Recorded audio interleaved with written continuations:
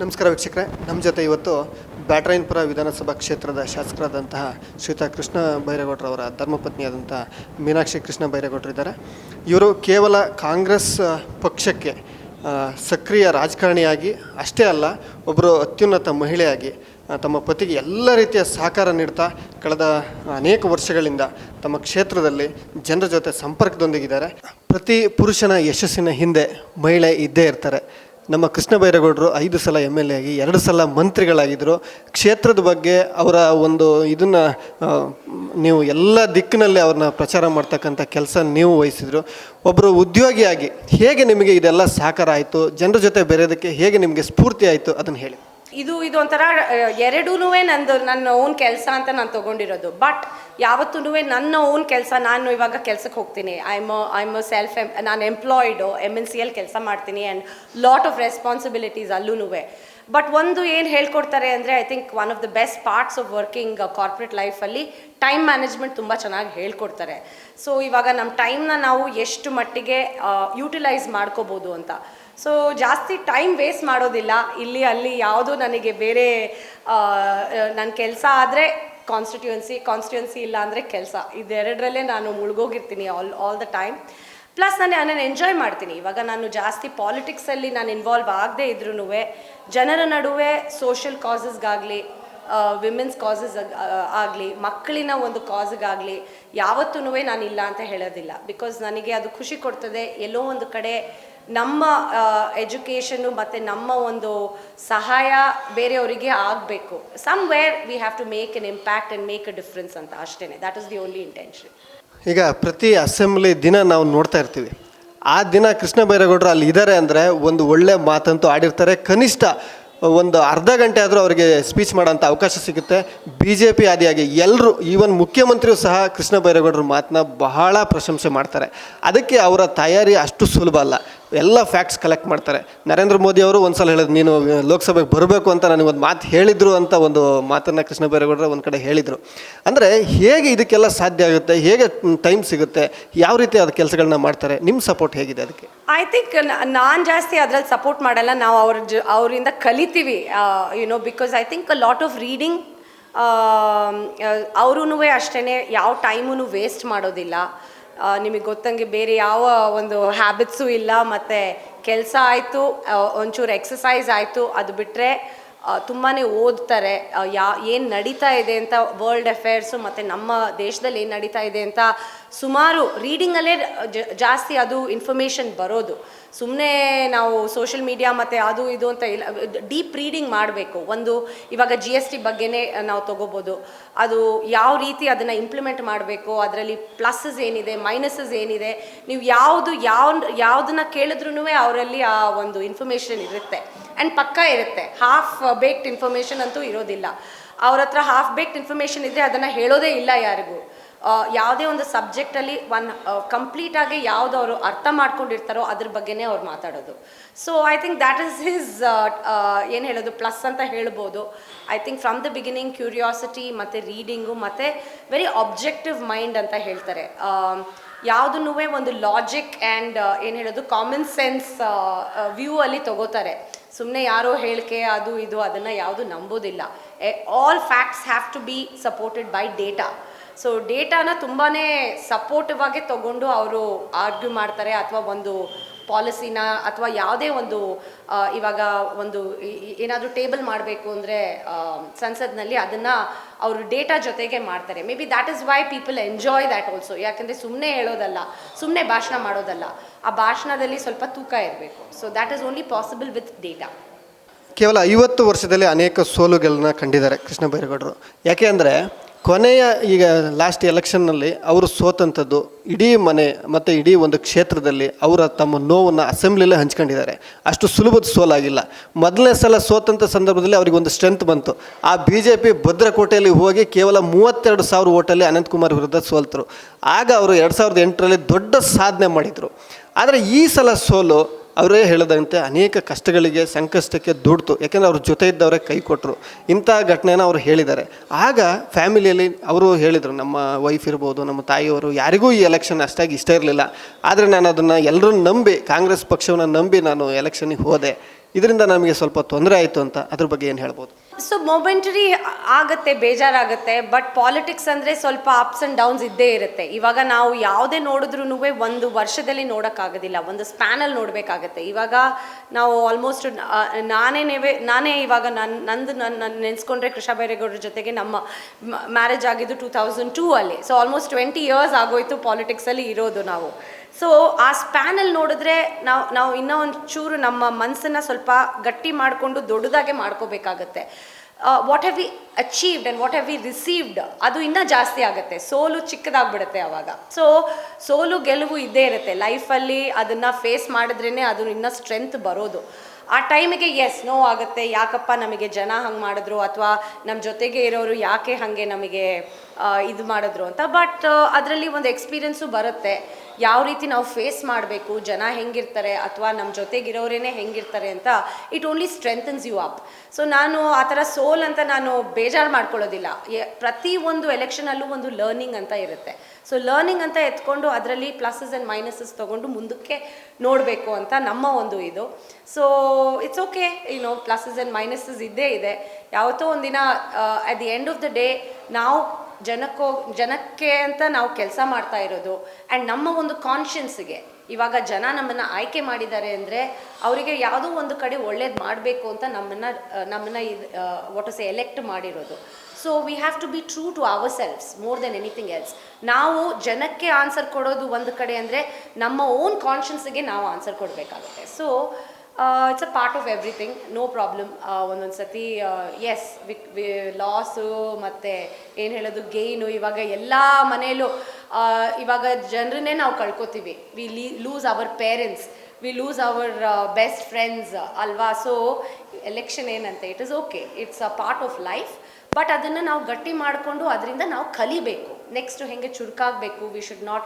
ಇವಾಗ ನಮ್ಮ last election ನೀವೇ ನೋಡ್ತೀರಾ, ಟೈಮ್ ತುಂಬ ಕಡಿಮೆ ಆಗಿಬಿಡುತ್ತೆ ನಮಗೆ. ಇವಾಗ MP ಕ್ಷೇತ್ರ ಅಂದರೆ ನಮ್ಮ ಕ್ಷೇತ್ರ ಥರ ಅಲ್ಲ, ನಮ್ಮ ಕ್ಷೇತ್ರ ಥರ ಒಂದು 7-8 ಕ್ಷೇತ್ರಗಳಿರ್ತವೆ. ಸೊ ಅಲ್ಲಿ ನಾವು ಹೊಸ ಸಂಪರ್ಕ ಮಾಡ್ಕೋಬೇಕು. ಅಲ್ಲಿನ ಲೋಕಲ್ಸು ಬೇರೆಯವರಿಗೆ ಸಪೋರ್ಟ್ ಮಾಡಿರ್ತಾರೆ, ಅವ್ರನ್ನ ದಿಢೀರಂತ ನಮಗೆ ಸಪೋರ್ಟ್ ಮಾಡಿ ಅಂತ ಕೇಳೋಕ್ಕೂ ಆಗೋದಿಲ್ಲ. ಎಲ್ಲರಿಗೂ ಅವರವರ ಈಕ್ವೇಷನ್ಸ್ ಇರುತ್ತೆ. ಸೊ ಟೈಮ್ ಯಾವುದಕ್ಕೂ ಟೈಮ್ ಬೇಕಾಗುತ್ತೆ. ಜನರ ಜೊತೆಗೆ ಬೆರೆದು ನಾವು ಮಾಡಬೇಕು ಅಂದರೆ ಟೈಮ್ ಬೇಕಾಗುತ್ತೆ. ಸೊ ಸಮ್ಟೈಮ್ಸ್ ಎಲ್ಲ ನಮ್ಮ ಕಂಟ್ರೋಲಲ್ಲಿ ಇರೋದಿಲ್ಲ. ಪಕ್ಷ ನಮ್ಮನ್ನು ನಿಲ್ಲಬೇಕು ಅಂತ ಹೇಳಿದ ಮೇಲೆ ಪಕ್ಷದ ಒಂದು ಮಾತು ಮೇಲೆ ನಾವು ನಿಲ್ತೀವಿ. ಬಟ್ ಏನು ಹೇಳೋದು, ಎಲ್ಲ ಈಕ್ವೇಷನು ನಮಗೆ ಈಕ್ವೇಟ್ ಆಗಿ ಈಕ್ವಲ್ ಟು ನಮಗೆ ಬರುತ್ತೆ ಅಂತ ನಾವು ಹೇಳೋದಕ್ಕೆ ಸಾಧ್ಯನೇ ಇಲ್ಲ. It's a part of life. ಅಮೆರಿಕದಲ್ಲಿ ಓದೋರು, ಅಮೆರಿಕದಲ್ಲಿ ಕೆಲಸ ಮಾಡಿದವರು, ಆದರೆ ರಾಜಕೀಯದಲ್ಲಿ ಬಂದು ಇಲ್ಲಿ ಏನೋ ಒಂದು ಸಾಧನೆ ಮಾಡಬೇಕು ಅಂತ ಹೊರಟಿರೋರು, ಅದ್ರ ಜೊತೆಗೆ ಅನೇಕ ಕೆಲಸಗಳನ್ನ ಮಾಡಿದ್ದಾರೆ. ಅಷ್ಟೇ ಅಲ್ಲ, ಒಬ್ಬರು ದೊಡ್ಡ ವ್ಯಕ್ತಿಯಾಗಿ ಬೆಳೀತಾ ಇದ್ದಾರೆ. ಅದ್ರ ಬಗ್ಗೆ ನಿಮ್ಮ of course we have to be thankful ನಮ್ಮ ಎಜುಕೇಷನ್ಗೆ. ಬಿಕಾಸ್ ಒಂಥರ ಬ್ರಾಡರ್ ಪರ್ಸ್ಪೆಕ್ಟಿವ್ ಸಿಗುತ್ತೆ ನಮಗೆ. ಪ್ಲಸ್ ಒಂದು ಎಕ್ಸ್ಪೀರಿಯನ್ಸು ಆಗಿದೆ, ಬೇರೆ ದೇಶದಲ್ಲಿ ಹೋಗಿ ಓದಿರೋದು, ಕೆಲಸ ಮಾಡಿರೋದು. It helps. But at the end of the day ಅದೂ ಏನು ಹೇಳೋದು, ಒಂದು 20-25 ಇಯರ್ಸ್ ಬ್ಯಾಕ್ ಮಾತು ನೀವು ತಿರುಗಿ ಅದನ್ನೇ ಹೇಳ್ತೀರಾ.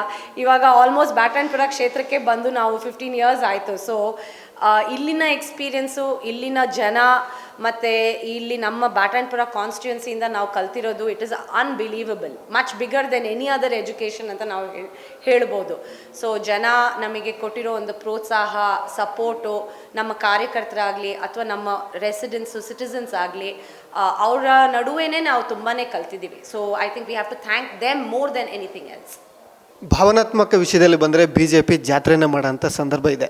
ಯಾಕೆ ಅಂದರೆ ಸಾಮಾನ್ಯವಾಗಿ ಕಾಂಗ್ರೆಸ್ ಪಕ್ಷ ಜನಪರವಾಗಿರೋಂಥ ಪಕ್ಷ ಅಂತ ಎಲ್ಲ ಕಡೆ ಎಲ್ಲ ನಾಯಕರು ಹೇಳ್ತಾ ಬರ್ತಾರೆ. ಆದರೆ BJPಯವರು ಭಾವನಾತ್ಮಕವಾಗಿ ಈ ಪಕ್ಷವನ್ನು ಕಟ್ಟಿ ಬೆಳೆಸಿರೋದು ಎಲ್ರಿಗೂ ಗೊತ್ತಿರೋಂಥ ವಿಷಯ. ಆದರೆ ಆ ಪಕ್ಷದ ವಿರುದ್ಧ ಅಂದರೆ ಒಂದು ಅಪೋನೆಂಟ್ ಆಗಿ ನಾವು ತಗೊಳ್ಬೇಕು ಅಂದರೆ ನಮಗೂ ಒಂದು ಶಕ್ತಿ ಬೇಕು. ಅದ್ರ ಪರವಾಗಿ ಏನು ಮಾತಾಡ್ತೀವಿ? ನೀವು ಹೇಳೋದು ಕರೆಕ್ಟೇನೆ. ಇಮೋಷ್ನಲ್ ಇಶ್ಯೂಸು ಸ್ವಲ್ಪ ತಗೋಬರ್ತಾರೆ ಅಲ್ಲಲ್ಲಿ.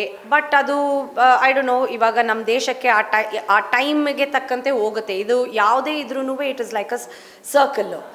ಇವಾಗ ಭಾವನಾತ್ಮಕ ಅಥವಾ ಅದು ಈ ಟೈಮಿಗೆ ಬೇಕಿತ್ತು, ಅದಕ್ಕೆ ಅವರು ಮೇಲಕ್ಕೆ ಬಂದರು. ಕಾಂಗ್ರೆಸ್ ಅವರು ಸ್ವಲ್ಪ ಒಂದು ಅಷ್ಟು ವರ್ಷದಿಂದ ಯು ಕ್ಯಾನ್ ಸೇ ಅಲ್ಲಲ್ಲಿ ಸ್ವಲ್ಪ ಲಾಸ್ ಆಗ್ತಾ ಇದೆ ಅಂತ. ಬಟ್ ಈ ಬಾರಿ ಇಂಪಾರ್ಟೆಂಟ್ ಏನಂದರೆ, ಏನೇ ಆಗಲಿ ಇನ್ಫ್ಲೇಷನ್, ಪ್ರೈಸ್ ರೈಸು, ಅದು ಪ್ರತಿಯೊಬ್ರಿಗೂ ಇವಾಗ ನೀವು ತುಂಬ ಶ್ರೀಮಂತರಾಗಿದ್ದೀರೋ ಅಥವಾ ಏನು ದುಡಿಯೋಂಥ ವರ್ಗದಾಗಿದೆ, ಪ್ರತಿಯೊಬ್ಬರು ಮನೆಗೂ ಇನ್ಫ್ಲೇಷನ್ನು ಮತ್ತು ಪ್ರೈಸ್ ರೈಸು ಇವಾಗ ಸ್ಟ್ರೈಕ್ ಆಗಿದೆ. ಇವಾಗ ಟ್ಯಾಕ್ಸು GST ತಗೊಳ್ಳಿ, ಪ್ರತಿಯೊಂದು ವಸ್ತು ಮೇಲೂ 5% ಇದ್ದಿದ್ದು 18% ಮಾಡಿದ್ದಾರೆ. ಪ್ರತಿಯೊಂದು ತಿನ್ನೋ ಪದಾರ್ಥದಲ್ಲಿ ಯಾವತ್ತು ಟ್ಯಾಕ್ಸ್ ಇಲ್ಲದೇ ಇರೋವಂಥ ಪದಾರ್ಥದಲ್ಲಿ ಇವತ್ತು ಟ್ಯಾಕ್ಸ್ ಮಾಡ್ತಾ ಇದ್ದಾರೆ.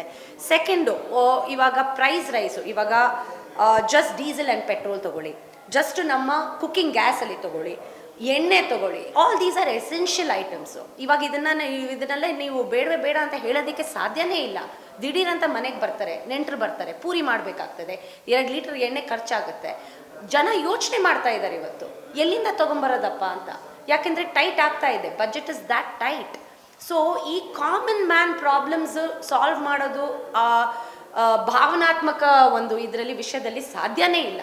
ನೀವು ಮಾಡ್ಬೋದು, ನೀವು ಎಷ್ಟು ಬೇಕಾದರೂ ಬ್ರೈನ್ ವಾಶ್ ಮಾಡ್ಬೋದು, ನೀವು ರಿಲಿಜನ್ ಮೇಲೆ ಬ್ರೈನ್ ವಾಶ್ ಮಾಡ್ಬೋದು, ನೀವು ನಮ್ಮ ದೇಶದ ನ್ಯಾಷನಲಿಸಮ್ ಮೇಲೆ ಬ್ರೈನ್ ವಾಶ್ ಮಾಡ್ಬೋದು. ಬಟ್ ಡೇ ಟು ಡೇ ದುಡಿಯುವಂಥ ವರ್ಗಕ್ಕೆ ನೀವು ಕೈನ ನೀವು ಸ್ವಲ್ಪ ಅವರಿಗೆ ಸ್ಟ್ರೆಂಥನ್ ಮಾಡದೇ ಇದ್ದರೆ ಯಾವ ಭಾವನಾತ್ಮಕ ಇದು ಎಲಿಮೆಂಟ್ ನಿಮಗೆ ಹೆಲ್ಪ್ ಆಗುತ್ತೆ ಹೇಳಿ? ಸೊ ಇದು ಇಂಪಾರ್ಟೆಂಟು. ದುಡಿಯೋ ಅಂಥ ವರ್ಗ ಖಂಡಿತ ಅವರಿಗೆ ನಾವು ಸಪೋರ್ಟ್ ಮಾಡಬೇಕು. ನಮ್ಮಂಥ ದೇಶ ಬೆಳೀತಾ ಇರೋ ದೇಶ. ಇಫ್ ವಿ ಡೋಂಟ್, ಅದು ಇವಾಗ ಶ್ರೀಮಂತರಾಗ್ತಾ ಇದ್ದಾರೆ, ಬಡವರಿನ ಅಲ್ಲೇ ಇದ್ದಾರೆ, ಬಡವರಾಗ್ತಾ ಇದ್ದಾರೆ ಆ್ಯಕ್ಚುಲಿ. ಸೊ ಅವರು ಹೇಳಿದ್ದೇನೋ ಮಾಡಿದ್ದೇನೋ, ದ್ಯಾಟ್ ಈಸ್ ವಾಟ್ ಇವಾಗ ಒಂದು ಟೈಮು 2014-2015 ಎಲ್ಲರೂ ಒಪ್ಕೊಂಡ್ರು, ಚೇಂಜ್ ಬೇಕಿತ್ತು, ನಮಗೆ ಒಂದು ನಾಯಕತ್ವ ಬೇಕಿತ್ತು, ಎಲ್ಲರೂ ಒಪ್ಕೊಂಡು ನರೇಂದ್ರ ಮೋದಿಗೆ ವೋಟ್ ಹಾಕಿದ್ರು. ಬಟ್ 2014-2023 ನೀವು ನೋಡಿ ಏನಾಗಿದೆ ಅಂತ. ಆ ಸ್ಪ್ಯಾನಲ್ಲಿ ಎಷ್ಟು ಮಟ್ಟಿಗೆ ನೀವು ನಿಮ್ಮ ಓನು ಸ್ವಂತ ನಿಮ್ಮ ಮನೆ ಒಳಗಡೆ ಹೋಗಿ ನೋಡಿ ಯಾವ ರೀತಿ ನಿಮಗೆ ಸಪೋರ್ಟ್ ಆಗಿದೆ, ಯಾವ ರೀತಿ ಸಪೋರ್ಟ್ ಆಗಿಲ್ಲ. ಇದು ನಾನು ಪ್ರಶ್ನೆ ಕೇಳೋದು ಮನೆಗೂ. ಸೊ ಏನಾಗಲಿ, ದುಡಿಯೋ ಅಂಥ ವರ್ಗಕ್ಕೆ it is very very important to support them. ಅವರ ಒಂದು ಪ್ರತಿ ದಿನ ದುಡಿಮೆ ಅವರಿಗೆ ಸಪೋರ್ಟ್ ಆಗಬೇಕು ಅಲ್ವಾ? ಅವರ ಕೈ ಹಿಡಿಯೋದು it is the duty of a country, it is the duty of the government. ಇವಾಗ ಲೇಡೀಸ್ ಆಗ್ಬೋದು, ಹಿಂದುಳಿದ ವರ್ಗದವರಾಗ್ಬೋದು, ಅವರಿಗೆ ಸಪೋರ್ಟ್ ಬೇಕಿರೋ ಒಂದು ವರ್ಗ ಆಗ್ಬೋದು, ಅವರಿಗೆ ಗೌರ್ಮೆಂಟ್ ಅನ್ನೋದು ಕೈ ಹಿಡಿದೇ ಇದ್ದರೆ ಎಲ್ಲ ದೇಶದಲ್ಲೂ ವರ್ಲ್ಡ್ ಓವರ್ ಕೈ ಹಿಡಿತಾರೆ. ನಮ್ಮ ದೇಶದಲ್ಲಿ ಯಾಕೆ ಮಾಡ್ತಾ ಇಲ್ಲ ಅಂತ. ಪೆನ್ಷನ್ ಕಟ್ ಮಾಡಿದ್ದಾರೆ, ಕ್ಯಾಂಟೀನ್ಗಳು ಮುಚ್ಚಾಕಿದ್ದಾರೆ, ಒಂದು ಏನು ಹೇಳೋದು ಕೊಡ್ತಾ ಇರೋ ಏನು ಅಕ್ಕಿ ಆಗಲಿ ಅಥವಾ ಕೊಡ್ತಾ ಇರೋ ಸ್ಕೂಲಲ್ಲಿ ಬಿಸಿ ಊಟಗಳಾಗಲಿ, ಯೂನಿಫಾರ್ಮ್ ಆಗಲಿ, ಪೆನ್ಷನ್ಗಾಗಲಿ ಎಲ್ಲ ಕಟ್ ಮಾಡಿಟ್ಟಿದ್ದಾರೆ.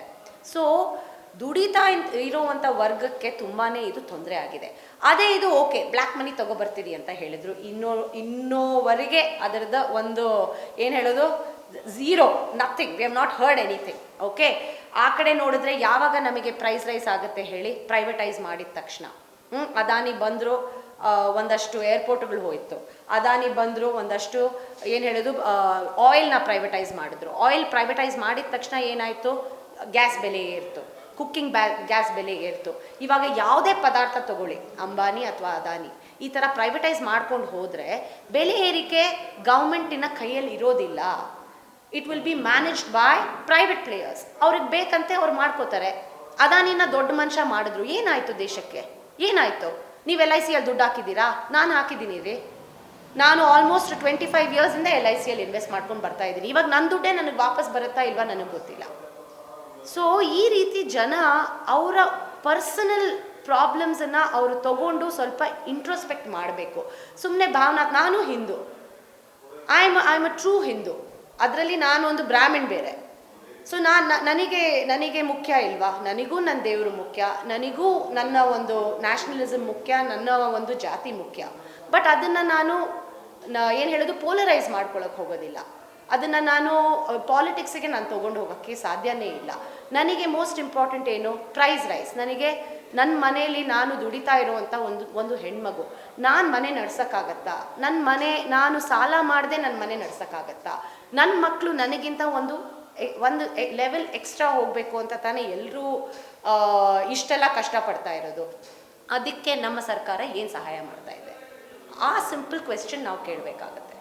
ಸೊ ನೀವು ಕೇಳೋ ಪ್ರಶ್ನೆಯಲ್ಲಿ as important it is emotional issues ಇಂಪಾರ್ಟೆಂಟೇನೆ, ಬಟ್ ಇಮೋಷ್ನಲ್ ಇಶ್ಯೂಸು ನಿಮ್ಮ day to day problems solve ಮಾಡುತ್ತಾ ಅದನ್ನು ಕೇಳಬೇಕಾಗಿರೋವಂಥ ಒಂದು ಸಂದರ್ಭ.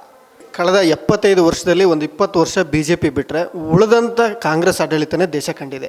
ಈ ಸಂದರ್ಭದಲ್ಲಿ ಬಡತನವನ್ನು ನಿರ್ಮೂಲನೆ ಮಾಡೋದಕ್ಕೆ ಗರೀಬಿ ಹಠಾವು ಅಂತ ಇಂದಿರಾಜಿ ಅವರು ಒಂದು ಒಳ್ಳೆ ಕಾರ್ಯಕ್ರಮನೇ ಮಾಡಿದರು.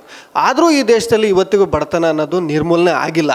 ಯಾವಾಗ ನಿರ್ಮೂಲನೆ ಆಗ್ಬೋದು? ಯಾಕೆಂದರೆ ನೀವು ನಿಮ್ಮ ಬಗ್ಗೆ ನಾನು ಯಾಕೆ ಕೇಳ್ತಾ ಇದ್ದೀನಿ ಈ ಪ್ರಶ್ನೆ ಅಂದರೆ, ಸಾಮಾನ್ಯ ಒಂದು ಮನೆಯಲ್ಲಿರ್ತಕ್ಕಂಥ ವ್ಯಕ್ತಿಯಲ್ಲ, ಇಡೀ ದೇಶದ ಬಗ್ಗೆ ಚಿಂತನೆ ಮಾಡ್ತಕ್ಕಂಥ ಪ್ರಭಾವಿ ನಾಯಕರ ಮನೆಯಲ್ಲಿರೋ ಅಂಥವ್ರು, ಅವರ ಜೊತೆ ನೀವು ಹೆಜ್ಜೆ ಹಾಕ್ತಿರೋಂಥವ್ರು.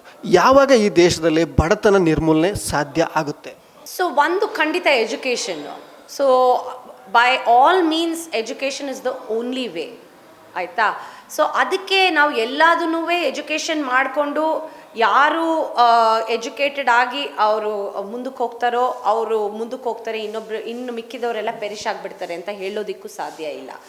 ಯಾರಿಗೆ ಆ ಚುರುಕುತನ ಇದ್ದು ಮುಂದಕ್ಕೆ ಹೋಗ್ತಾರೋ ಅವರು ಜೀವನ ಮಾಡ್ಕೋತಾರೆ. ಬಟ್ ಇನ್ನೊಂದಷ್ಟು ಜನ ಹಿಂದೆ ಉಳಿದೋಗ್ತಾರಲ್ಲ, ಅವರಿಗೆ ಸಹಾಯ ಕೊಡಬೇಕು. ಅದಕ್ಕೇ ನಾವು ಹೇಳೋದು ಸ್ಟೇಟ್ ಸ್ಪಾನ್ಸರ್ಡ್, ಸ್ಟೇಟ್ ಸಪೋರ್ಟ್ ಇದ್ರೇ ಅವ್ರನ್ನ ನಾವು ನೆಕ್ಸ್ಟ್ ಲೆವೆಲಿಗೆ ತಗೊಂಬರೋಕ್ಕೆ ಸಾಧ್ಯ. ಯಾಕೆಂದರೆ ಇವಾಗ ನಮ್ಮ ಹಿಸ್ಟ್ರಿ ನೋಡಿದ್ರೆ ಎಲ್ಲರಿಗೂ ಒಂದೇ ಸಮಾನದಲ್ಲಿ ಸಿಗಲಿಲ್ಲ, ಎಲ್ಲ ಸಿಗಲಿಲ್ಲ. ಸೊ ಅದು ಸ್ವಲ್ಪ ಹಿಂದೇಟಾಗಿದೆ. ಅದನ್ನು ಕರೆಕ್ಷನ್ ಮಾಡಬೇಕು ಅಂದರೆ ಜನರೇಷನ್ಸ್ ಆಗುತ್ತೆ. ಆ ಒಂದು ಏನು ಹೇಳೋದು ಮೈಂಡ್ಸೆಟ್ನ ಕರೆಕ್ಟ್ ಮಾಡಬೇಕು. ಎಷ್ಟೋ ಒಂದು ಅವರಿಗೆ ಸಪೋರ್ಟು ಮತ್ತು ಈಕ್ವಲ್ ಆಪರ್ಚುನಿಟಿ ಸಿಗದೇ ಇರೋರನ್ನ ಇವಾಗ ಮುಂದಕ್ಕೆ ತಗೊಂಬಂದು ಅವರಿಗೆ ಸಪೋರ್ಟ್ ಮಾಡುವಂಥ ಕೆಲಸ ಅವರ ಫ್ಯಾಮಿಲಿ ಮಾಡದೇ ಇದ್ದರೆ ಇನ್ಯಾರು ಮಾಡ್ತಾರೆ? ಅವ್ರನ್ನ ಹಿಡಿಯೋರು ಯಾರು ಕೈ? ನಿಮ್ಮ ತಂದೆ ತಾಯಿ ನಿನ್ಗೆ ಎಜುಕೇಷನ್ ಕೊಡದೇ ಇದ್ದರೆ ನಾನೇನಪ್ಪ ಮಾಡಲಿ ಅಂತ ನಾನು ಕೂತ್ಕೊಂಡ್ರೆ ಹೆಂಗಾಗತ್ತೆ ಹೇಳಿ? ಒಂದು ಜನನಾಯಕ ಆಗಿ ನೀನು ಫ್ಯಾಮಿಲಿ ನಿನ್ನ ಕೈ ಬಿಡ್ತು ಅಂದರೆ ಯಾರು ಕೈನ ಹಿಡಿಯೋರು? ಸರ್ಕಾರ ತಾನೇ ಕೈ ಹಿಡಿಬೇಕು. That is important.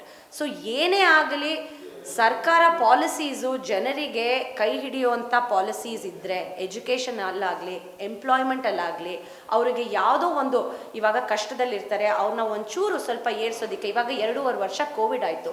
Small and medium ಬಿಸ್ನೆಸ್ಸಿಗೆ ಏನು ಸಹಾಯ ಮಾಡಿದ್ದಾರೆ? ಎಷ್ಟೊಂದು ಜನ ಇವಾಗ ನೀವೇ ಕೇಬಲ್ ಚಾನೆಲ್ ನಡೆಸ್ತಾ ಇದ್ದೀರಾ, ಏನು ಮಾಡಿದ್ರೆ 2.5 ವರ್ಷ? ಕಷ್ಟ ಆಗಲಿಲ್ವಾ ನಿಮಗೆ? ಎಲ್ಲಿ ಹೋಗಿ ಬೇಡ್ಕೊಳ್ಳೋಕ್ಕಾಗತ್ತೆ ಹೇಳಿ? ಸರ್ಕಾರದಿಂದ ಏನಾದರೂ ಬಂತಾ ನಿಮಗೆ? ಎಸ್, ಎಲ್ಲ ಅವ್ರವ್ರ ಪರ್ಸ್ನಲ್ ಆಗಿ ಸೇರಿಸ್ಕೊಂಡು ರೇಷನ್ ಕೊಟ್ವಿ, ಹಾಲು ಕೊಟ್ವಿ, ತರಕಾರಿ ಕೊಟ್ವಿ, ಮೆಡಿಸಿನ್ಸ್ ಕೊಟ್ವಿ. ನಿಮ್ಮಲ್ಲಿ ಮನೇಲಿ ಕೋವಿಡ್ ಇದ್ದಿದ್ರೆ ನಿಮ್ಮನ್ನು ಕರ್ಕೊಂಡು ಹೋಗಿ ಆಸ್ಪತ್ರೆಗೆ ಸೇರಿಸಿದ್ವಿ.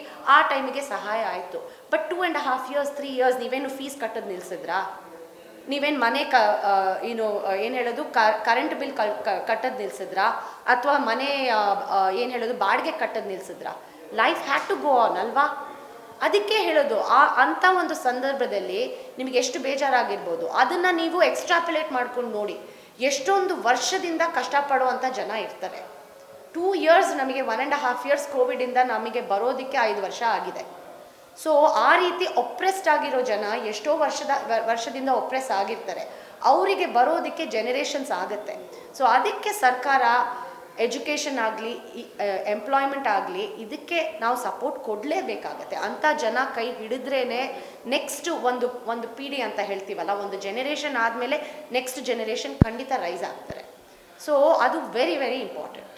ಕಳೆದ 15 ವರ್ಷದಲ್ಲಿ ಈಗ ಲಾಸ್ಟ್ 5 ವರ್ಷನ ಬಿಟ್ಬಿಡೋಣ. ಯಾಕೆಂದರೆ ಲಾಸ್ಟ್ 5 ವರ್ಷ ಬರಗಾಲ ಇರ್ಬೋದು, ಕೋವಿಡ್ ಇರ್ಬೋದು, ಮತ್ತು ಪ್ರವಾಹ ಇರ್ಬೋದು, ಅದು ಯಾರನ್ನೂ ಹೇಳೋಕ್ಕಾಗಲ್ಲ. ಯಾಕೆಂದರೆ ಯಾವ ಕ್ಷೇತ್ರದಲ್ಲೂ ಇದು ಸರ್ಕಾರ ಸಹಾಯ ಮಾಡಿಲ್ಲ. ಒಂದು ರೋಡ್ಗೆ ಟಾರ್ ಹಾಕೋದು ದೊಡ್ಡ ಕಷ್ಟದ ಕೆಲಸ ಆಗಿತ್ತು. ಆದರೆ ನಮ್ಮ ಬ್ಯಾಟರಾಯನಪುರ ವಿಧಾನಸಭಾ ಕ್ಷೇತ್ರ ವ್ಯಾಪ್ತಿಯಲ್ಲಿ ಮೆಡಿಕಲ್ ಕಾಲೇಜ್ ಇರಲಿ, ಒಂದು ಡಿಗ್ರಿ ಕಾಲೇಜು ಸಹಿತ ಇಲ್ಲ ಅನ್ನೋಂಥ ಒಂದು ದೊಡ್ಡ ಆರೋಪ ಕೇಳಿ ಬರ್ತಾ ಇದೆ. ಅದ್ರ ಬಗ್ಗೆ ನೀವು ಏನಕ್ಕೆ ಹೇಳ್ತೀರಿ? ಈ ಡಿಗ್ರಿ ಕಾಲೇಜ್ ಇಲ್ಲ ಅಂತ ಏನು ಆರೋಪ ಅವರು ಸುಮ್ಮನೆ ಆಪೋಸಿಷನಲ್ಲಿ ಮಾಡ್ತಾ ಇರೋದಷ್ಟೇ. ಯಾಕೆ ಬೇರೆಯವರು ಮಾಡೋದಕ್ಕೆ ಸಾಧ್ಯ ಇಲ್ವಾ? ಇದು ಬರೀ MLAನೇ ಮಾಡಬೇಕಾ ಡಿಗ್ರಿ ಕಾಲೇಜ್ ಅಂತ ನಾನು ಕೇಳ್ಕೊತೀನಿ. MP ಅವರಿದ್ದಾರೆ, ಇಲ್ಲಿ BJPಯಿಂದ ಆಯ್ಕೆ ಆಗಿದ್ದಾರೆ. ಇದಕ್ಕೆ ಮಾಡಬೇಕು ಅಂದರೆ ಇವಾಗ ಫಸ್ಟ್ ಮೋಸ್ಟ್ ಇಂಪಾರ್ಟೆಂಟ್ ಬಂದುಬಿಟ್ಟು ಇವಾಗ ಡಿಗ್ರಿ ಕಾಲೇಜ್ ನಾವು ತಣಿಸಂದ್ರ ಆ್ಯಕ್ಚುಲಿ PUC ಕಾಲೇಜ್ ಮಾಡಿದ್ದೀವಿ. ತಣಿಸಂದ್ರದಲ್ಲಿ ಸ್ಕೂಲನ್ನು ಇವಾಗ ಫಸ್ಟ್ PUC ಸೆಕೆಂಡ್ PUC ಮಾಡಿದ್ದೀವಿ. ಅದನ್ನೇ ನೆಕ್ಸ್ಟ್ ಡಿಗ್ರಿಗೆ ತೊಗೊಂಡೋಗ್ಬೇಕು ಅಂತ ಇದು ಮಾಡಿದ್ದೀವಿ. ಜಕ್ಕೂರ್ ನಮ್ಮ ಗೌರ್ಮೆಂಟ್ ಕಾಲೇಜ್ ಇದೆ, ಅದೂ ಫಸ್ಟ್ PUC ಸೆಕೆಂಡ್ PUC ಆಗಿ ನೆಕ್ಸ್ಟ್ ಇಯರಿಂದ ನಾವು ಅದನ್ನು ಡಿಗ್ರಿ ಕಾಲೇಜ್ ಮಾಡಬೇಕು ಅಂತ ಆಗಿದ್ದೀವಿ. ಸೊ ಈ ಆರೋಪಗಳು ಬರ್ತಾನೆ ಇರ್ತದೆ. ಅವ್ರು ಹುಡುಕ್ತಾ ಇದ್ದಾರೆ ಏನನ್ನ ತೊಗೊಂಡು ನಾನು ಅವ್ರನ್ನ ಕೃಷ್ಣ ಬೈರೇಗೌಡರ ಮೇಲೆ ನಾನು ಏನನ್ನ ಹಾಕಬೇಕು ಅಂತ. ಏನು ಮಾಡಿದ್ದೀವಿ ಅಂತ ಅವ್ರಿಗಿಲ್ಲ, ಏನು ಮಾಡಿಲ್ಲ ಅಂತ ಅದನ್ನು ತೊಗೊಂಬಂದು ಇದು ಮಾಡ್ತಾರೆ. ಸೊ ಅದೆಲ್ಲ ಆಟರ್ ನಾನ್ ಸೆನ್ಸ್. ಯಾಕೆಂದರೆ ಇಲ್ಲೇ ಹತ್ತಿರದಲ್ಲಿ ಯಲಹಂಕ ಕಾಲೇಜ್ ಇದೆ, ಅಲ್ಲೇ ಜನ ಹೋಗ್ಬೋದು. ನಮ್ಮ ಬೆಂಗಳೂರು ಕ್ಷೇತ್ರ ಹೆಂಗೆ ಅಂದರೆ ಪಕ್ಕ ಎಲ್ಲ ಇರೋದು. ಇವಾಗ ಬ್ಯಾಟರಾಯನಪುರ ಕ್ಷೇತ್ರದಲ್ಲಿ ಖಂಡಿತ ಇನ್ನು ನೆಕ್ಸ್ಟ್ ಟರ್ಮಲ್ಲಿ ಇನ್ನು ಕೆಲಸಗಳು ಮಾಡುವಾಗ ಜಾಗ ಆಗ್ತದೆ. ಈ ಇರೋ ಕಾಲೇಜಸ್ಸು, ಇರೋ ಹೈಸ್ಕೂಲ್ಸು ಅದನ್ನೇ ಎಕ್ಸ್ಟೆಂಡ್ ಮಾಡಿಕೊಂಡು ಡಿಗ್ರಿ ಕಾಲೇಜ್ ಮಾಡ್ಬೋದು. ಅದಕ್ಕೆ ಅಂತ ಸೆಪ್ರೇಟಾಗಿ ಸ್ಥಾಪನೆ ಮಾಡೋ ನೆಸೆಸಿಟಿ ಇಲ್ಲ. ಇನ್ಫ್ರಾಸ್ಟ್ರಕ್ಚರ್ ಇದೆ, ಬಿಲ್ಡಿಂಗ್ಸ್ ಇದ್ದಾವೆ, ಅದನ್ನೇ ನಾವು ನೀಟಾಗಿ ಟೈಟನ್ ಮಾಡಿಕೊಂಡು ಆ ಇನ್ಫ್ರಾಸ್ಟ್ರಕ್ಚರ್ನ ಡೆವಲಪ್ ಮಾಡಿಕೊಂಡು ಅಲ್ಲೇ ಡಿಗ್ರಿ ಕಾಲೇಜ್, ಇವಾಗ Thanisandra is the best example. Next year ಅಲ್ಲೇ ಡಿಗ್ರಿ ಕಾಲೇಜ್ ಸ್ಥಾಪನೆ ಆಗುತ್ತೆ. ಈಗ ಒಂದು ಕುಟುಂಬ ಅಂದರೆ ಸಿ ಬೈರೇಗೌಡರು 5 ಸಲ ML ಆಗಿದ್ದರು, ಕೃಷ್ಣ ಬೈರೇಗೌಡರು 5 ಸಲ, ಟೋಟಲ್ 10 ಸಲ ಒಂದು ಮನೆಗೆ ಒಂದು MLA ಸ್ಥಾನ ಸಿಕ್ಕಿದೆ. ನಿಮ್ಮ ಒಂದು ಇಡೀ ಕರ್ನಾಟಕ ಕ್ಷೇತ್ರಕ್ಕೆ ಏನು ನಿಮ್ಮ ಒಂದು ಪಾಲಿಟಿಕ್ಸಿಂದ ಒಂದು ಕೊಡುಗೆಯಾಗಿ ಕೊಡೋಂಥ ಕೆಲಸ ನಡೆದಿದೆ? I think clean governance, first ಏನಂದರೆ ಟ್ರಾನ್ಸ್ಪೆರೆಂಟು ಮತ್ತು ಒಂದು ನೆಮ್ಮದಿ ಅಂತ ನಾನು ಹೇಳ್ತೀನಿ. ಯಾಕೆಂದರೆ ಇವಾಗ ನಾನು ಎಷ್ಟೊಂದು ಕಡೆ ಓಡಾಡ್ತೀನಿ, ಸುಮಾರು ಜನ ಬಂದು ಹೇಳ್ತಾರೆ ಕೃಷ್ಣ ಬೈರೇಗೌಡರು ಕ್ಷೇತ್ರಕ್ಕೆ ಬಂದ ಮೇಲೆ ಒಂದು ಏನಂದರೆ ಒಂಥರ ನೆಮ್ಮದಿ ಇದೆ ಕ್ಷೇತ್ರದಲ್ಲಿ. ಒಬ್ರಿಗೊಬ್ರು ಏನು ಕಿತ್ತಾಟ ಇಲ್ಲದೆ ತುಂಬ ನೀಟಾಗಿ ಕೆಲಸಗಳು ನಡ್ಕೊಂಡು ಹೋಗ್ತದೆ. ಸರಿ, ಕೆಲಸ ತಡ ಆಗ್ಬೋದು, ಅದು ಒಂದೊಂದು ಸತಿ ನಾವು ಸರ್ಕಾರದಲ್ಲಿದ್ದಾಗ ತುಂಬ ವೇಗವಾಗಿ ಫಂಡ್ಸ್ ತೊಗೊಂಬಂದು ಕೆಲಸ ಮಾಡೋದಕ್ಕೆ ಸಾಧ್ಯ ಆಯಿತು.